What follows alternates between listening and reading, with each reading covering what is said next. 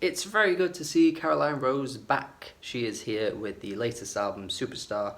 I really liked her Loner album in 2018. You may remember me reviewing that. I got to it quite late.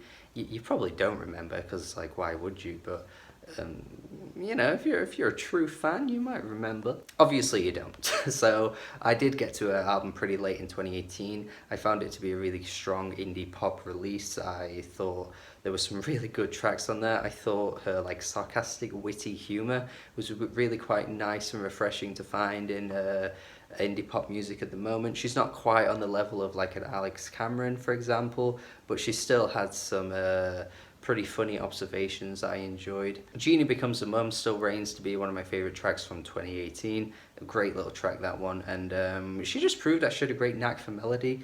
And on Superstar, I think that carries over. Not quite as strong, but I still think what she's giving Hosea is a pretty damn sweet, melodic, catchy, synth pop heavy release. Of course, there were synth pop elements on her last album, so it's not exactly the most surprising thing in the world. But I do think she's taken it a one step further and gone for a bit more straight up pop release. I think, though, she sacrificed some of that personality that she gave us on Loner, unfortunately, though. As I said, she had this really funny, quirky personality that just shined through. She had some really nice little sarcastic, witty lyrics occasionally as well that I liked, and I just think that's sort of been sucked out of this album a little bit in favour of a more straightforward pop release, and even new wave elements too. There's definitely a few tracks here and there that really get me nostalgic for that 80s period. And that's a good thing though, because we still get some really good tracks regardless. I mean, the track Feel the Way I Want, I think that's a really strong pop track, probably one of the best on the whole album. The hook is so fucking sugary.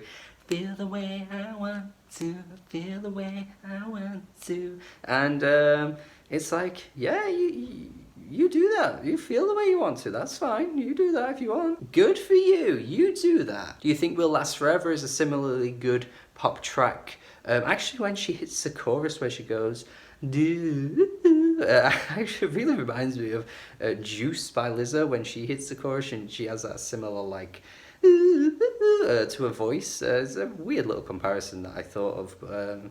I don't know, maybe you hear it too, maybe you do. That use of falsetto works really quite well on someone new, is even though I'm quite against falsetto. I've noticed this about my taste often if singers have a really good voice and then they decide to go in a really high pitch. I typically get put off by it for whatever reason it is, I don't know. But I think she utilises it quite well for this track. She goes quite somber on the track Freak Like Me, which ends up being a nice little ballad. But I will say that the issue with that track, though, is just the kind of generic undertones to the lyrics. You know, how many times are we hearing musicians or just artists in general describe themselves as like a freak and stuff? It's like, you're probably not, are you really? You're probably not. And that's another thing about this album, like lyrically, I'm not really strongly invested in Caroline on this album. Like, if you had said that this was just a random artist going by a different name, then I'm not entirely sure if I'd fully even realise that, oh, actually, you're lying to me, this is Caroline Rose, the artist that put out Loner in 2018. Because that identity is sort of sacrificed throughout this album. It's not as brimming with that personality, which I mentioned a little bit earlier in this review too. So it's like, yeah, sure, the tracks are really damn catchy, but at the same time, I don't know if she's bringing something here that I couldn't get from another artist. Especially by the end of the album, where the last couple of tracks, as decent as they are, they're fine to listen to,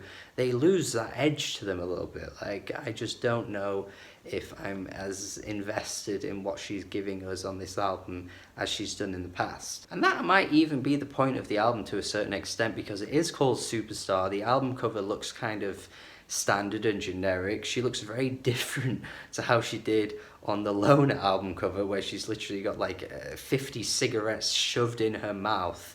It's like she's trying to separate herself from a character, or maybe this is a separate character to what she was doing before. It could be part of how she wants to make her music, which to an extent makes me appreciate her a little bit more than I think I would just any other artist, because she is at least trying to go for something quite different with this album in comparison. So overall, I think this album is quite good. I think you should definitely be checking it out if you're into some really like casual, easy listening pop music. I can't see why this would turn you off in any particular way. Just for me, I think I'd go with a 6 out of 10 though. It's nothing really too special for me to be returning to on a regular basis, but I'll definitely be at least saving a few tracks for like regular listening, because they are just so catchy and sweet and melodic that I can't really say no to them. But thank you for watching my review. Hopefully you enjoyed what I had to say. Hopefully you can agree with me. Maybe if you don't, you can let me know in the comments. Thank you.